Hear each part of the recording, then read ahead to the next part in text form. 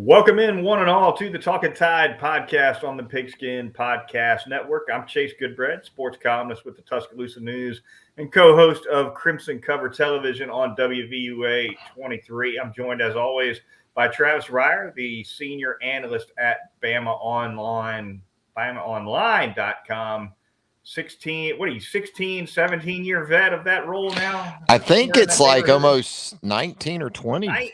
2003. So 19, yeah. I sold you a couple of years short. Yeah.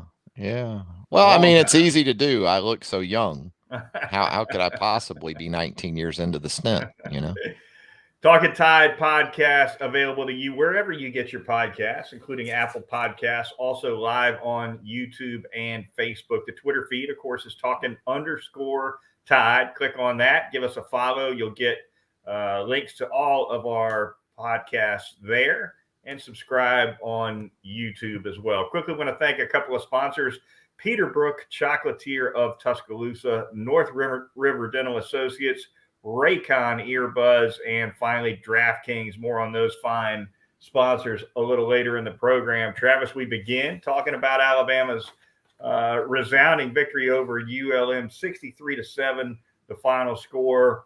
Home game for the Crimson Tide, one they took command of very early, 14-0 lead with less than 5 minutes elapsed, 28-0 lead with 1 quarter elapsed. And not surprisingly, from there, we started seeing some younger faces on the field. Kind of the takeaway and certainly the storyline from this game, though, Travis, has got to be that massive pile of return yards for the Crimson Tide. School record, 262 punt return yards. We'll start there, I guess, right? Yeah, about the damnedest performance I think I've ever seen from an Alabama punt return team in general, because the returns were abundant. I guess Kool-Aid McKinstry had a couple of 40+, then Brian Branch decides, hey, let me get a shot at that. He takes one back, 68 yards for a touchdown, but you also even blocked a punt with Ja'Cory Brooks and Malachi Moore. And so, you look at the offensive yards and things like that at the half, and you think, wow, it hadn't been that productive of a half by Alabama standards of late anyway, but it's because they took care of business, not only with the special teams and the punt return unit in general specifically, but defensively. They got their first takeaway, and it coincided with their first defensive touchdown of the season as well, Chase. And on top of that, the one time Alabama got to run back a kickoff, that went 57 yards from Jahmyr Gibbs. Mm-hmm. So, and total return yards, I guess they were over 300. And not to take anything at all away from the job Alabama did blocking on those returns, but you could see massive creases in those coverage units before. I mean, it didn't take great vision or anything like that for Kool-Aid McKinstry and some of these other guys to weave through those coverage units. They were undisciplined, to say the least, I thought. Yeah, and at what point, if you're Terry, do you stop punting the damn ball back down the middle of the field? Kick it in the 13th row, you know? But, hey, if you're Kool-Aid McKinstry and these other guys, you appreciate it, because you're right. It did seem like it was a slow arriving punt coverage unit for ULM. And then they were not exactly disciplined, as you said, maybe in their coverage lanes. Big day again for Kool-Aid McKinstry in that regard. Thoughts offensively first, Travis, from you. Bryce Young's performance, maybe a little shaky, right? A couple of picks. I guess one of the picks was not his fault. I think the deep ball is probably a ball he should not have thrown, certainly underthrown a little bit on that deep ball interception. Probably had more time to throw on that one than any pass play I've seen from Alabama in a couple of years. And he ended up trying to hit Isaiah Bond going across the field deep and underthrew it a little bit. But he had some fine throws in this game as well. And of course, he played more than well enough to hand it over to Jalen Milroe fairly early. Yeah, his best work was early and late in the first half. That opening drive, It was good to see Alabama get those outside guys going, Ja'Cory Brooks and Trayshawn Holden, couple of 29 and 33-yard receptions respectively. And I like the yards after the catch because we talk so much about the vertical passing game and the down the field passing game for Alabama through 3 games. They haven't had much in the way of yak either, yards after catch. So to see Ja'Cory turn kind of a dig route into a 29-yard gain after he goes about half of that after the catch. And then Trayshawn, that was more than half of his touchdown catch. That 33-yarder was after the catch. And understanding the level of competition wasn't Texas. But as we've said, we've made the analogy in the past, that's a part of this offense that needed to see the ball go through the hoop. And then the 2-minute drill late in the first half. Cameron Latou, very big on that drive. And then you cap it with Amari Niblack, a true freshman tight end, with his first catch and his first touchdown catch of his UA career. So there were still some gaps there in the first half. But early and late offensively, I thought they showed some real promise there and some interesting things along that offensive line too, Chase. Yeah, some movement on that offensive line on the interior once again. Coming into the season, I think the fan concern and I thought the same thing coming in that tackle would be where we would see a lot of substitutions and maybe some guys working in and out. More experience on the interior. You kind of figured that those three might be fairly well set anyway. And it's been just the opposite. We've seen Tyler Steen and J.C. Latham hold it down with the ones since the season began. But we've seen some shuffling on the inside, most recently against ULM with Tyler Booker. Yeah, and a promising young player in Booker. And, I thought it was interesting that we did see him as early as we did on Saturday, jumped in there at left guard for Javion Cohen after Cohen got his first start of the season. And you thought, wow, maybe that's where the real competition is. But then you see him over on the right side, too, for Emil Ekiyor. And I thought Nick Saban's post-game comments were interesting in regards to the guard positions and that continued quest to become more physical across that front five. And, watching Tyler Booker at IMG last season, he was a tackle, and watching him at tackle, I had sort of some doubts or some questions anyway about how he would translate at that position to this level. Well, apparently the plan all along was to pretty much play him inside. Then I saw him in the Under Armour All-American game back in January where he played guard in that game, and it was like, yeah, you can see it now with this guy at guard. And obviously a very impressive start to his Alabama career and something that we'll certainly monitor. And, I got to think his presence also helps you with Kendall Randolph and making that decision to, get him more involved again at tight end. Yeah, Kendall Randolph wearing that number 85 for this game against ULM. That told you something about what his role was going to be and possibly what his role will continue to be. He's a proven asset as a blocking tight end, Travis. And if they've got enough confidence in whatever combination they throw in at guard, be it Cohen, Booker, Ekiyor, etc., then maybe moving back out to tight end is where Randolph can help this team the most. Obviously, they've got, between Latou and Randolph and Oots and some of these young guys, Kitzelman, Niblack, they've got a wide variance of skills among those tight ends. Obviously, Randolph is more or less an extra lineman who you'd expect to see in short yardage.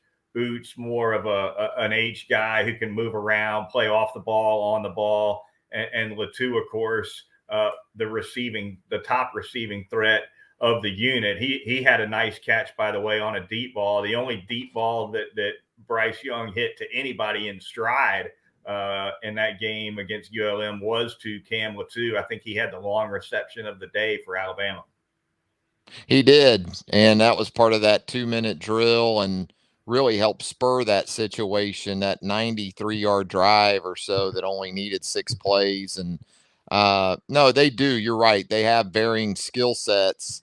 But I think, again, when you talk about wanting to be more physical, with an emphasis on the run game, being able to utilize Kendall to go along with Cameron Latou, first and foremost, that's where you should get the lift.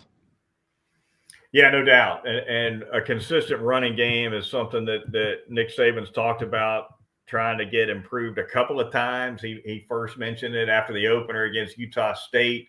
And we saw against Texas, the running game was kind of up and down. It's an area where Bryce Young, the receiver, everybody benefits. The passing game benefit. Everybody benefits when you when you get a push and move the sticks a little bit on the early downs, keeping second and short, third and short. It's a big deal because now you're making those defenses come up a little bit, play a little bit more honestly. It opens things up for the wide receivers. We may be seeing Nick Saban and Bill O'Brien trying to affect the passing game by improving the running game first. I think that's kind of what's happening here. Yeah, that's obviously ideal. But I thought they still ran it better after the half. Now, again, they didn't run a lot of plays in the first half because offensively they just didn't have the opportunities to do that. The second half was a different story, and that's when you saw the 220 plus rushing yards, and so that's a real positive. I still think the run game's going to be fine. They need to sort of solve the issue of empty carries that they had in the first couple of games where they were kind of home run or strike out, right?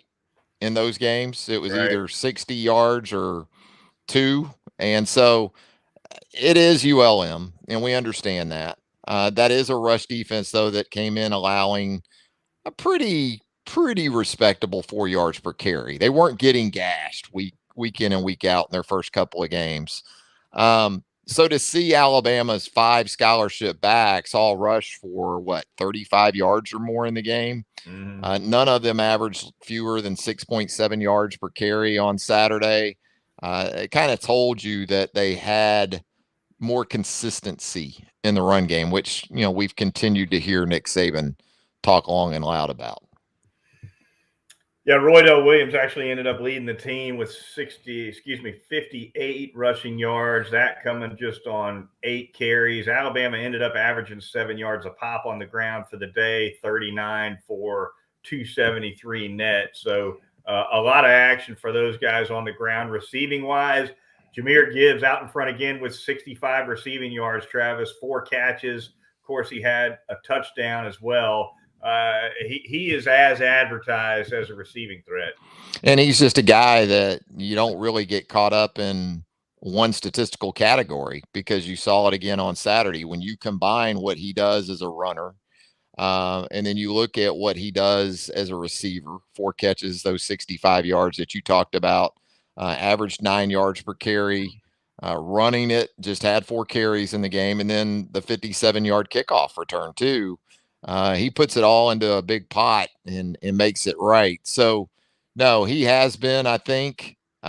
It's been good to see Jace McClellan perform at a level like he has. I thought it was encouraging to see Roydell bounce back from that 4.5 yard stuff against Texas. And it seemed like maybe there was a little extra something in his step in finishing runs on Saturday. So, Jamarian Miller too, man, the true freshman. He's impressive when he's in there. You don't get to see him a lot, but he just averaged 12.8 when he was in there on 4 carries on Saturday. So good stuff right now. Trey Sanders did some good things, had a couple penalties there. You don't like to see that in the fourth quarter, but those 5 backs, I think between them, they had 11, 12 runs of 10 yards or more, but between those guys.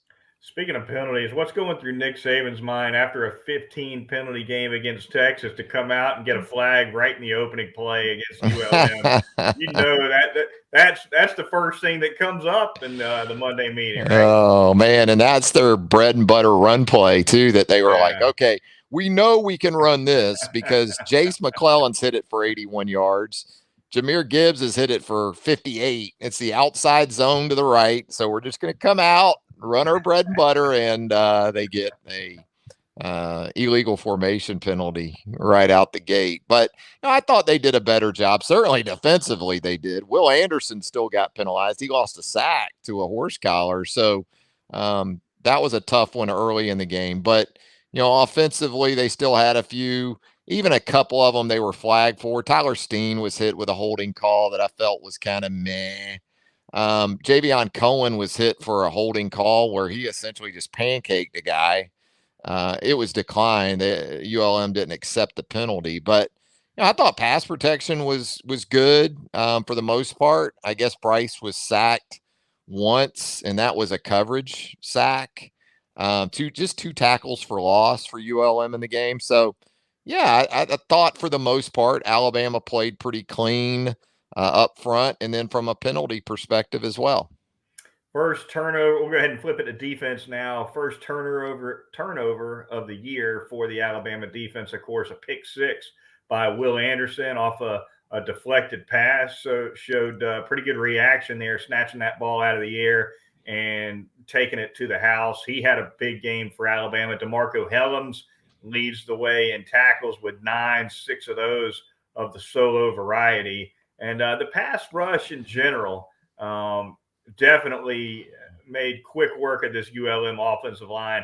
I thought the ULM offensive line was maybe the most overmatched unit on the field, Travis, in this game. The pass rush was all over Chandler Rogers. Yeah, and I thought Rogers did a pretty good job, with his ability to run that zone read and keep it. And they did hit a couple of plays where Alabama lost some leverage, more so on the edge. And, on the 11-yard touchdown run, that was one of those plays.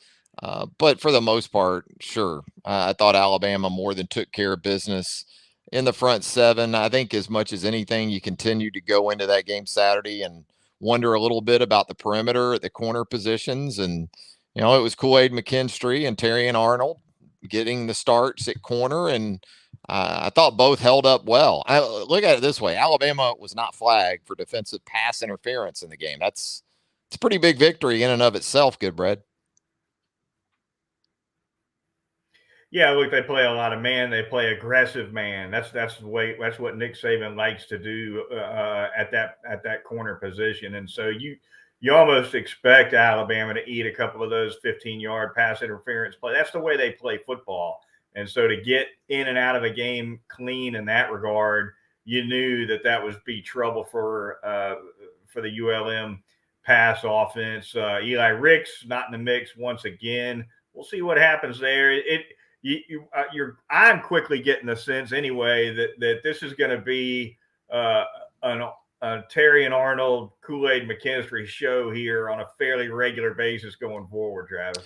Yeah, it's had the feel of that since Texas, and so it's been hit and miss with Eli. The constants have been more Terrion Arnold and also Kyrie here of late, and it's just looking more and more like Terrion's going to be harder and harder to get out of that lineup. He had a nice pass breakup early in the game on Saturday, so that was a positive. And it's a long season though, and that's why I'd really be hesitant to write off any of these corners, because we talked about it before. Just look at last season and kind of what the secondary was reduced to by the time you're playing for a national championship in the 15th game. All it takes is a tweaked ankle or a pulled hamstring or anything like that, and all of a sudden you're down to your third corner, your fourth corner at a critical position. There's no doubt. Eli Ricks will be heard from in this season at some point. It's a question of when and not if. Elsewhere defensively for Alabama, Travis, we saw Deontay Lawson maybe get his most extensive action of the year at inside linebacker. Of course, he's working in that spot where Jalen Moody has been pretty effective this season. He's another guy, I think, over the course of the season, we may see him log more action and more meaningful action. Yeah, I think that's something they've been trying to do with him. As solid as Jalen Moody has been, it's obvious they really like Deontay Lawson. And I think there's a couple of reasons for it. First, I think he's pretty much ready right now to contribute in a significant way there at inside linebacker. But there's also next season to think about. When you have Henry To'oTo'o moving on and Jalen Moody moving on after this season, You I mean don't think Jalen Moody's not going to play a 7th year? Oh, geez, why not? But no, I think you're looking at the potential for Deontay Lawson to be running the show from the mic next year. It's interchangeable with those two spots inside. And so that's a scenario I can envision. So from a couple of different perspectives, I like seeing him out there, not just when games are, put away and it's mop up time. Get him in there and get him into flow of things within the plan and have him in mind when you're installing and putting together the plan throughout the week. And there you have it. The Talkin Tide podcast on the Pigskin Podcast Network rolls on. The Twitter feed, of course, Talkin_Tide. We're going to thank a couple of sponsors really quickly here before we move on for a look around the Southeastern Conference. Going to start telling you all about North River Dental Associates and that super service you get from Dr. Jack Smalley and his great staff of dental hygienists. Whatever your dental needs, porcelain veneers, cosmetic dentistry, laser dentistry, endodontics, dentures, the always popular teeth whitening services, they'll get it done for you over at North River Dental. It's at 1100 Fairfax Park, right off of Watermelon Road. They're going to get you in and out of that chair, in and out the door in under an hour, typically with a routine cleaning. If you'd like to make an appointment, call 752-3506 or visit northriverdentist.com. It's North River Dental Associates. I'm going to tell you about Peterbrook Chocolatier out there at 1530 McFarland Boulevard North in the Indian Hills section of Tuscaloosa. The store is undergoing the Halloween transformation. That's right. Halloween just around the corner. They have the fall-oriented treats and the Halloween-oriented treats ready for you right now at Peterbrook Chocolatier. You got another home game weekend coming up in Tuscaloosa. They can certainly help you separate your tailgate, your watch party event from all others with those Alabama-themed, Crimson Tide-themed chocolate treats there at Peterbrook Chocolatier, 1530 McFarland Boulevard North. Also, never too early to get those Christmas orders in, man. Need to go ahead and do that. If you're in charge of those corporate orders, 205-752-0211. They can do things specific for your specific needs and do it in a timely fashion. Peterbrook Chocolatier. DraftKings, going to tell you all about them as well. The NFL action was fantastic this week, and it is just getting started. Get ready for touchdowns, big plays, and bigger wins with the DraftKings Sportsbook, the official sports betting partner of the NFL. Now, this week, new customers can bet just $5 on any football game and get $200 in free bets instantly. Use that promo code. It's TPPN, the Pigskin Podcast Network acronym, and they will get you taken care of on the DraftKings Sportsbook app. Again, $5 bet on any team, $200 in free bets instantly. You can't beat that with promo code TPPN only at the DraftKings Sportsbook, the official sports betting partner of the National Football League. Finally, going to tell you about those outstanding earbuds from Raycon. Can't beat them.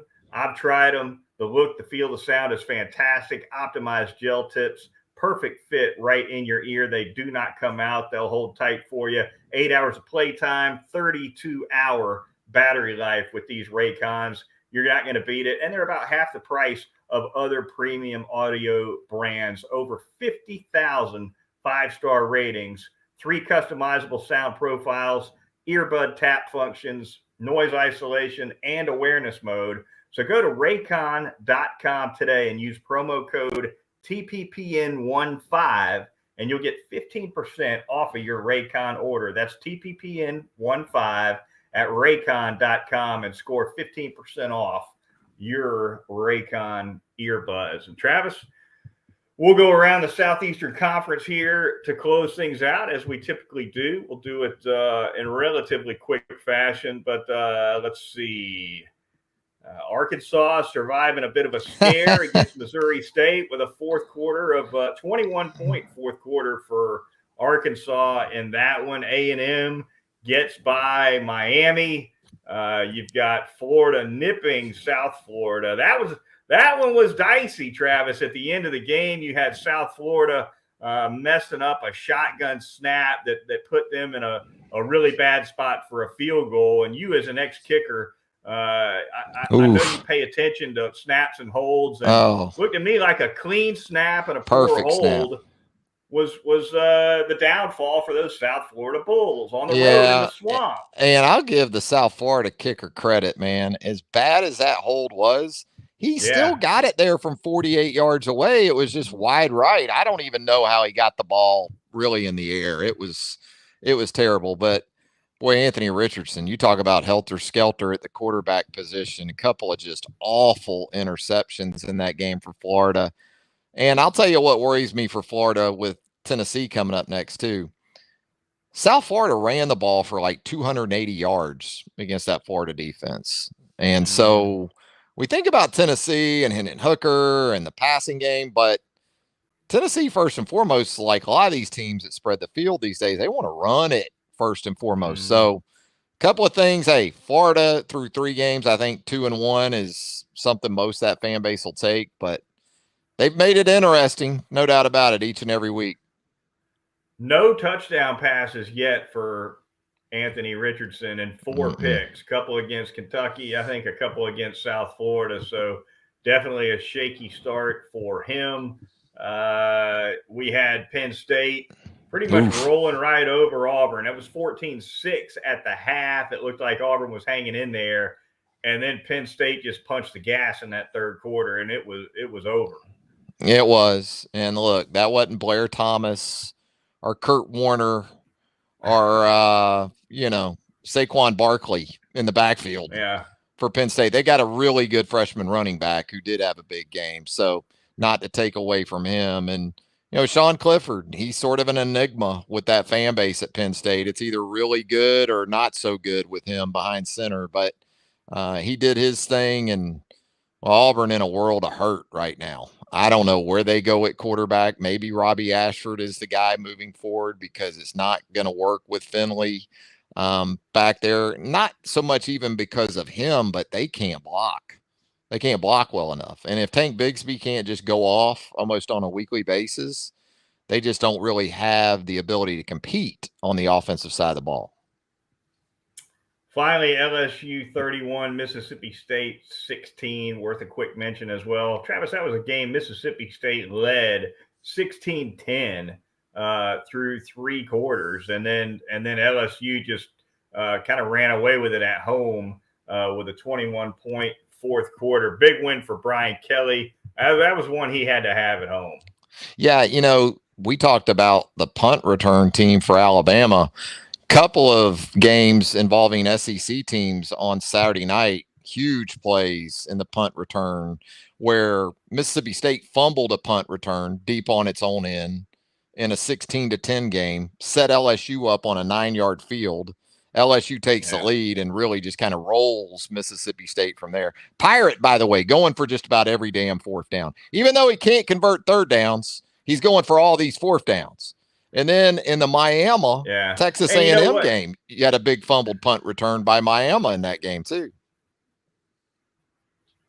No doubt. And when we see teams get into that area of the field where they're, somewhere between the 35 and the 45 of the opponent, you see a lot of those fourth down shots being taken. And I think at least 2 or 3 of those fourth down attempts for Mike Leach was in that range. However, he went for one of them on like his own 29 or something. And I think it was early in the game. I mean, what is that about? That's just smacks of desperation. Well, and arrogance. That's basically saying we're LSU now, and LSU is Mississippi State. And you know what? No, you're not. You ended up losing by 15 after you got rolled there in the fourth quarter. So if I'm a Mississippi State fan, that's a disheartening loss right there. In year 3 under Mike Leach, and this is what we've sort of been building toward. You've been hearing people talk about Mississippi State as maybe the second best team in the West. And and then to lay that egg in the fourth quarter and the second half in general, that's a tough one for a State fan. And then especially with Ole Miss just looking really good there just up the road in Oxford. That was an impressive performance against a bad Georgia Tech team, but it was on the road. And you know what? I hear a lot of talk about who's the third best team in the SEC right now. I'll go Ole Miss. Goodbread. I'll go Ole Miss right now if I had to pick tonight. You can argue I hear people talking about Arkansas, and Arkansas would be up there for me. LSU would still be up there. Kentucky would be up there. They'd all be in a group. Tennessee. I mean, they're all sort of in a pool together. But I think it's amazing to me that Ole Miss is a team nobody really still talks about. It's like, well, they lost all those guys. And so, but you know what? They reloaded with some really good Power 5 transfers. 62 rushing attempts from Ole Miss against Georgia Tech, Travis. Lane Kiffin offense was 62 runs. That was a tip of the cap to Paul Johnson, the former Georgia Tech coach, with those 62 bangers. You know what, though? Georgia Tech, you didn't like the triple option. It was outdated. It was antiquated. Well, you know what you weren't doing? You were getting blasted 42-0 in your backyard by a mid-level SEC team with Paul Johnson. Don't get me on my Paul Johnson rant. All right. Jeff Collins is not long for that job. And look, I think Jeff Collins is a good football coach. But if you think you're going to go into Tech and run pro systems and think you're going to recruit at the level of Georgia and everybody else in the region, it's not. You've got to be different. You got to be different at Georgia Tech. Absolutely. Yeah, it crushed me when the triple option disappeared from Georgia Tech. I wish Paul Johnson. I wish Paul Johnson would have reappeared somewhere else. But he must not want to, because somebody would have hired him by now. He must just be done. But I would love to sit with Paul Johnson and watch a game like Saturdays. Not because I think he would crow or anything like that, but just to say, or just to hear how this is what we had to do when we went up against teams like this, that were clearly more talented. Like, he beat Dabo Swinney. He beat Jimbo Fisher. He beat Kirby Smart. He beat Mark Richt, Not seeing that anymore up on the flats. Yeah. No, they all hate going up against that triple option. We'll never see Alabama. As long as Nick Saban's coach, we won't see another triple option squad in Bryant-Denny Stadium. I promise you that. I went to a high school game Friday night, and two teams that used to run the wing tee now both run spread. They run the, today's offense, which is fine. Hey, they're good football teams. But after the game, I told my dad, I was like, now is the time more than ever to go back to the wing tee, because nobody runs it anymore. It was the offensive choice just 10 years ago. 10 years later, no one runs wing tee in high school. Especially if I didn't have the horses, I'd be running wing tee and driving people nuts. Be worth 2 or 3 wins on the high school level right now, probably a season. This is a hyper local comment here, because you and I are from Jacksonville, and who knows how many of our listeners are. But I wonder if they're still running that wing tee at Baker County, because they loved it there too, and they ran it well.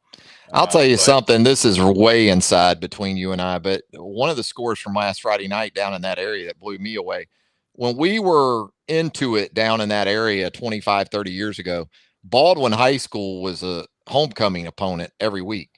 Baldwin smoked Baker County Friday night. And I don't know that scene down there, that area, like I used to, or we used to. You think about that. But anyway, that's just giving you a heads up on something that 30 years ago we never would have seen. We could tie that game to the SEC right here. Damian Postel, former Auburn running back, went to Baldwin, and Baldwin Corey Yarbrough, Indians, former Florida Gator, was an offensive lineman at Baker County. Yes. We can always tie it back. You had the defensive end too that went from Baker County to Florida. I forget his name already, but yeah, you can tie all that in. There you have it. All right, that's going to do it for this edition of the Talkin Tide podcast. For Travis Reier, the senior analyst at BamaOnline.com, I'm Chase Goodbread, sports columnist with the Tuscaloosa News. Be sure to catch us midweek on Wednesday night. We're going to be previewing Alabama's upcoming game against the Vanderbilt Commodores. Until then, we'll talk to you soon.